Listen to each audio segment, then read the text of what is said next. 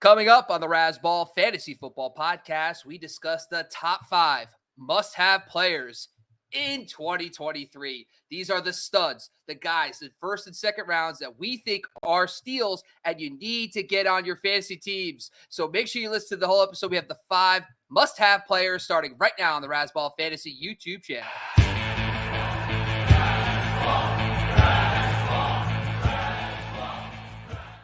And when I think must-have, I'm thinking Matthew Stiles. You can follow him at Stiles08 on Twitter. My must-have player for 2023 is Matthew Stiles. What's going on, Matt? Same old thing. We were just talking about it, right? I made a mistake, and I had a must-have player in Razzball, and I let him go, reached on a receiver, and he just went at the turn. So tell the people who it is. In the 4th round, I took Mike Evans. I wanted 3 wide receivers early, probably a little bit of a stretch, but receivers had gone early, and TJ Hawkinson went 1 pick before me, coming back in the 5th. So I've lost the tight end that I had ranked the highest because I knew I wasn't going to get Kelsey or Andrews, and like you said earlier, I shot myself in the foot. I knew better, and for whatever reason, I pulled the trigger on Mike Evans. I mean, he's a stud, right? He always puts up great numbers. He's not a spring chicken anymore, but I knew better. I wanted to have fun with Razzball. I wanted to have the guys I wanted. Hawkinson was one of those guys. So 1 pick I'm actually on the clock now, and it's probably I've got Kittle and Goddard are both available, or I can go after my first running back. So this is going to be a good feel-good story for you. I basically 2 years ago told the entire world that my must-have player for 2021 at the time was Cooper Kupp. And I said, you got to have Cooper Kupp. Nailed the call. In my home league draft, I decided in that moment that I should take a shot on Allen Robinson because I have 0 shares of him. And guess what? Couldn't have been worse. I mean, I still think about it. Like, I'm like, I literally told every follower, your must-have player is Cooper Kupp, and I decided to go on Robinson. All right, that's enough. Now let's talk must-have players for 2023. Let's take our own advice and talk about some must-have players. The best part about today's show, all these guys are your studs. They are in the top 2 rounds, essentially, or top 3 rounds in ADP, and I am reaching for these guys in any chance I get. Basically, today's show is to let you know pretty much all these guys can be had in the 1st round at some point. So if you're drafting in the 1st round, I actually have 1st round grades on these players. And let's start at the top. It's Derrick Henry. Currently today, he's going ADP 19th, and I have him at 9th overall. This is overall rankings, folks. And I have 10 spots higher. And really when it comes down to it for Derrick Henry is last season was it can't get much worse than last season. Ryan Tannehill missed a handful of games. They traded A.J. Brown. Treylon Burks, who was supposed to replace him, missed a bunch of games. Then on top of that, their offensive line going through a bunch of injuries, and they finished 7-10, okay? That is the lowest amount of wins that this team has had since Derrick Henry has entered the league way back in the day. So why is there some optimism? Well, number one is even with all those issues last year, Derrick Henry was the RB4, averaged 19 PPR points per game. Okay, so what does 19 PPR points per game mean for running backs? Well, he averaged 1.4 more PPR points per game than number 5 running back Saquon Barkley, and 4.2 PPR points more than the RB12 last year on a per game basis. He is an elite separator on a situation where it could not have gotten worse. Why is it important? Because Derrick Henry is one of the most impacted players when it comes to wins and losses for fantasy football.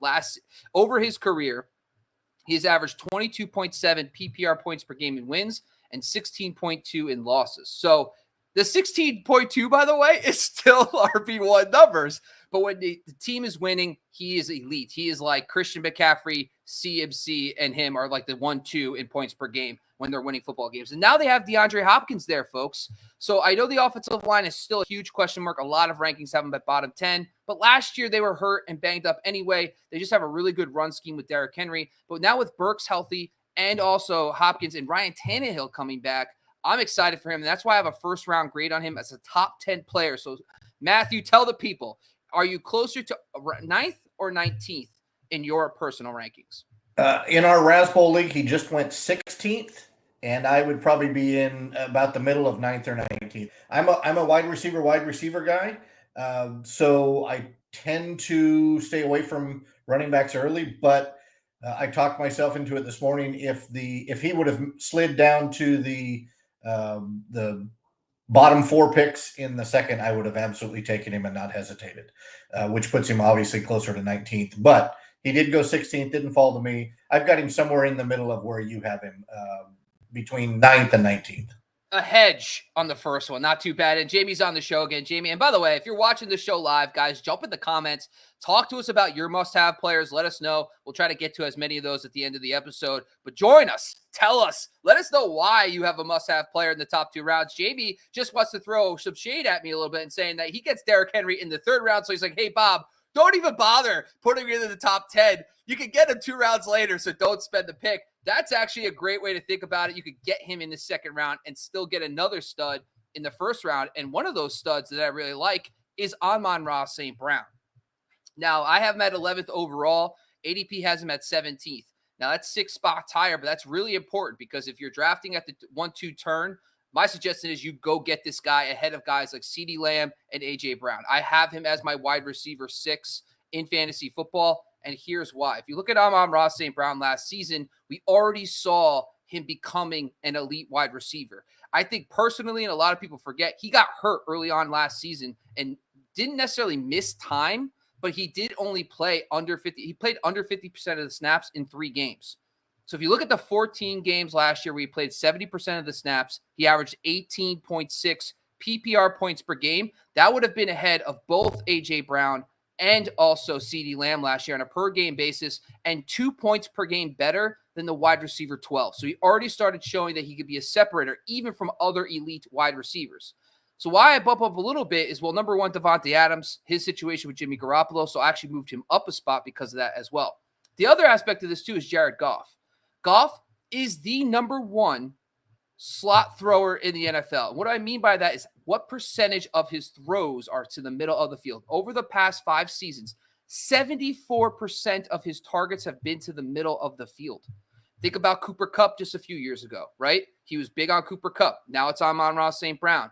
Now I like Sam Laporta. I like Jameson Williams as players. But those guys, number one, Williams is going to be out the first 6 weeks, and Sam Laporta is going to be a rookie. So I have a feeling that Amon-Ra St. Brown is going to get off to an extremely hot start. I think he can threaten guys like Diggs and Tyreek Hill for top 5 receiver numbers early on the season until Laporta gets up to speed, and also Jameson Williams. So, Matt, tell the people, are you closer to 17 or 11 on this rank? I have him as my wide receiver 5. Now, when we do ahead of Diggs or Tyreek? Probably Diggs based on age.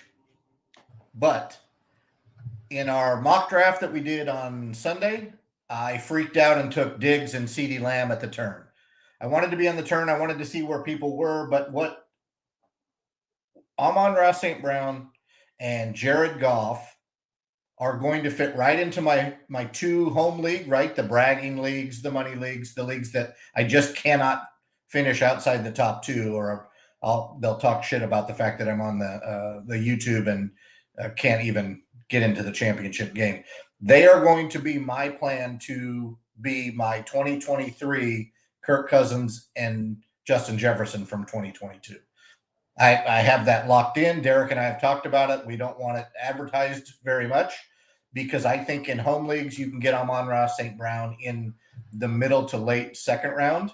But I will tell you that I didn't get him in Rasbowl, right? He went right after Derrick Henry at 17, and I was not able to nab him coming back at the end of the 2nd. I ended up with Jalen Waddle. I'm okay with that, but he's my guy. He is my Justin Jefferson for 2023. He won't be the number 1 receiver, but I have him in the top 5, passing some of those other folks that are right now ADP'd ahead of him. Yeah, so you're actually. Well, I said, shh. I don't want you talking too much about him. Yeah, I mean, at this point, I'm just like at 11th overall. Like I don't know if I can get him any higher than that. He's right behind guys like Kelsey and Derrick Henry in my rankings. But man, it's there. It's coming. It's going to happen. I have him as a 1st round pick. Let's jump down to Chris Olave. This is a player, one of my latest risers, and a lot of this has to do with some of like the 2nd round running backs have a little bit of baggage. Jonathan Taylor issues with the contract, but he should play. Josh Jacobs, issue with the contract, but he should play. Rhamondre Stevenson, they're talking to Leonard Fournette. Then you have Breece Hall, injury related. You have Tony Pollard coming off his foot injury, in his fractured ankle, my apologies. And like, so when I was thinking about it, I'm like, I almost rather have the security of a wide receiver who I believe is going to be a wide receiver 1. And that's my justify my rank for Chris Olave at 19 versus his ADP at 27. Now, if you just look at Derek Carr the last 3 seasons, his number 1 wide receiver or weapon has done very well. First off, Davante Adams last year, 19.7 PPR points per game. That's elite numbers. Darren Waller in 2020, 17.5 PPR points per game. That's wide receiver 1 numbers. Even Hunter Renfrow in 2021, sandwich in there. Hunter freaking Renfrow. And by the way, Hunter Renfrow was kind of playing behind Darren Waller, and then when Waller got hurt that season, that's when Hunter Renfrow really took off. But 54 PPR points per game is still very good. That's Hunter Renfrow, people, 15.4. Now, Olave, there's a lot of excitement for him because he wasn't even a full-time player last year for most of the year. I brought up on yesterday's show, only played 6 games over 74% of snaps, which is, I don't understand. What else did they have that he wasn't on the field all the time? But so I just think naturally he's going to know the offense better and get on the field more. And last season in those 6 games where he played 74% of the snaps, he averaged 9.5 targets per game. So he was an absolute target hog. Previously, I discussed this too with Chris Olave. The 2 areas where Andy Dalton struggled last year were in the red zone and deep passing. Okay, Derek Carr is not really, I'm not saying he's a world beater, but the numbers clearly show that he's better at throwing the ball deep, which is great for Olave, but also in the red zone, he's a better touchdown scorer. Look at Adams versus Olave last year. Adams end zone targets 16, but he had 6 touchdowns on those 16 targets. Olave had 5 targets last year in the end zone, only 2 for touchdowns. Adams deep targets last year, 38 deep targets, turned them to 15 completions for 9 touchdowns. Olave, 27 targets, so not that far off. Only 7, he only caught 7 of them for 1 touchdown. So deep targets, more, I think that Derek Carr is just the competent quarterback play he's going to get is going to elevate him to a top 12 receiver, and that's why I have him locked into the 2nd round. Matt, thoughts? Chris Olave, is he at back of the 2nd, or do you have him closer to ADP at 27? No, I've got him at the 2-3 turn, just where you got him in our mock draft the other day. I probably don't go higher because I like some of the other names. Jalen Waddle being one of them. Amon-Ra St. Brown if he falls, which he should not. Yeah, I've got him right at the 2-3 turn. And I know you were ecstatic when you got him there. Well, yeah, I was. Actually, it was Mark Andrews, Davante Adams, and Chris Olave were in my queue. And I got 2. And I think Mark Andrews went 2 spots before my pick. So I was still ecstatic. Adams fell to me too, and I love that 2-3 turn. All right, let's jump down to some of these running backs. And so if you heard me earlier in the offseason, you knew I had Rhamondre Stevenson at 11th overall. So I've cooled off a little bit on Rhamondre Stevenson. Most of it is because of the fact that I do think there's going to be maybe a signing there at some point. The problem is they have such uncertain players behind Rhamondre Stevenson. I think it's less of a reflection on Stevenson. It's more on the fact that they have these 2nd-year backs, which barely any experience. And then Ty Montgomery, I feel like every time he starts looking good, he gets hurt in preseason. So I think even if they go for a Leonard Fournette, it's probably more of an indictment on the backups. But still, it could impact him. However, I'm still ahead of him than ADP. Right now, rank is 21st. I have him 21st overall. ADP is 28.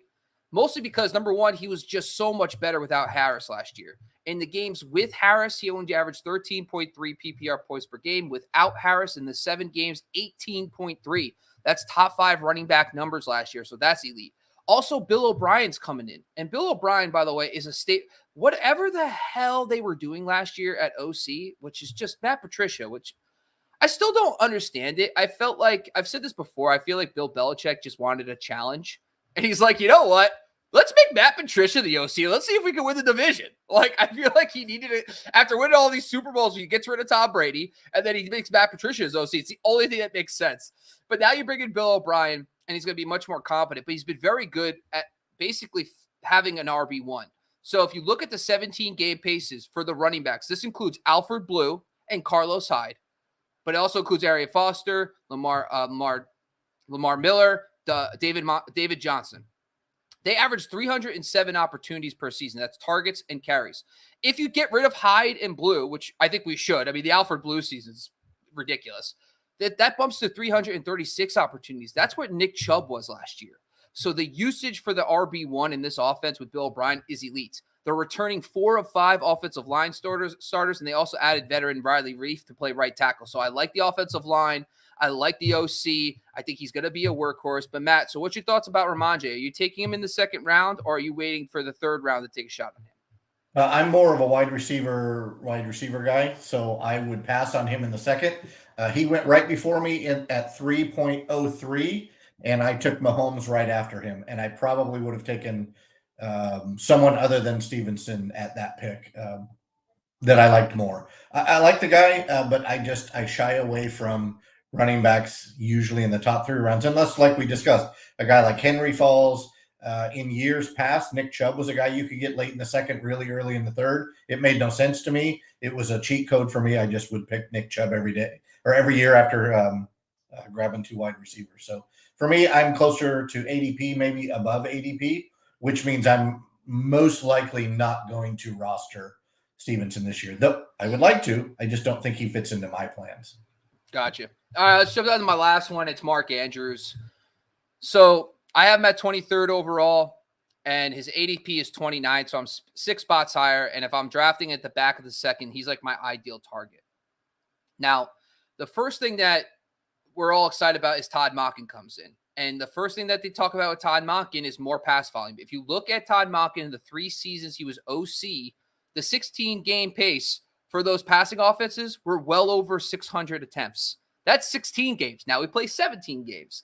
So if you look at those games, so right there, it's just a complete philosophy flip when you look at this. And then, so that, what does that mean? First off, those offenses were able to feature a bunch of receivers and tight ends. I mean, Cameron Brate had some of his best seasons as a professional under Todd Monken in that offense. Then they had O.J. Howard for a blip, which was so super fun until he tore his Achilles. But then they had Mike Evans, Adam Humphries, Chris Godwin, Deshaun Jackson. They had enough pass volume to support these guys. But I think what's getting lost in the shuffle with Mark Andrews is that everybody's talking about the receivers. Odell Beckham's coming back. They drafted Zay Jones. They got Bateman, another first-round pick. And I think we're all forgetting who the number 1 is probably going to be, Mark Andrews. Okay? I have the confidence to tell you that I think Mark Andrews is probably closer to Travis Kelce than any other tight end. So if you look at the 21 games in his career where Lamar Jackson attempted at least 30 passes in a game, which is actually not that much, but it's 21 games. He averages 8.5 targets and 15.5 PPR points per game, okay? So what does that mean, though? What's 15.5 PPR points per game? On average, over the last 5 seasons, that's 5.4 PPR points per game better than the tight end 12, okay? So if you're looking at value-based drafting, that's top 18 value. So versus value-based drafting essentially just means a tight end versus the tight end 12, and then based on your league format, but a wide receiver versus the wide receiver 24, running back versus running back 24, etc., based on your starting format. But top 20 value easily based on that. So I'm all in on Mark Andrews. I want him in the second round. Matt, for the last one, thoughts? Are you closer to the 2-3 turn for Andrews, or are you going to wait probably till later in the third to grab him? No, just what happened in Razzball. Had I been in the turn, and when I did KDS, right, the Kentucky Derby, I should have gone with the turn because I love the turn either end, and the turn just went Olave and Andrews at the 2-3 turn, and I would have made those 2 picks, and I would have danced down the hallway loving it. So, but shame on me, selected the 4th pick. I don't know why. Because I love the turn, but I love Andrews closer to the right at the end of the second, beginning of the third than I do where ADP is. And then that'll open up my conversation for you once we click off the air.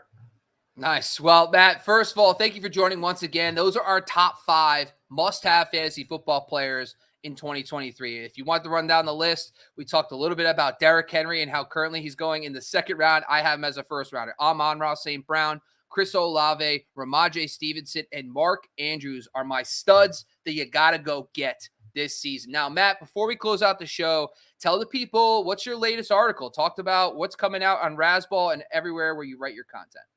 So it just went up this afternoon. It's the 3rd installment of drafting purely based on the Razzball ADPs that we publish, or we chase them and we publish them up. So as of I think July 24th was the last update we have. So I have an article drafting out of the 4 slot, the 8 slot, and the 12. The 12 is up today, and you decide if you think AJ Brown can help you get to a championship. Nice. Well, thank you for joining us again, Matt. It's been fun. Make sure you go follow him at Styles08 on Twitter. And make sure you follow Razzball Fantasy, by the way. We got Razzball Fantasy on YouTube, IG, and TikTok. We also got Razzball Fantasy and Razzball NFL now on Twitter. So go check us out on Twitter. We also got a bunch of content on Razzball.com, a bunch of great writers. Our top 150s rolling out, the ADP data tool. Everything you need to win your fantasy league is going to be on this channel and online at Razzball.com. Once again, I'm your host, Bobby LaMarco. Make sure you go follow me at Bobby LaMarco on Twitter. We are out of here, folks.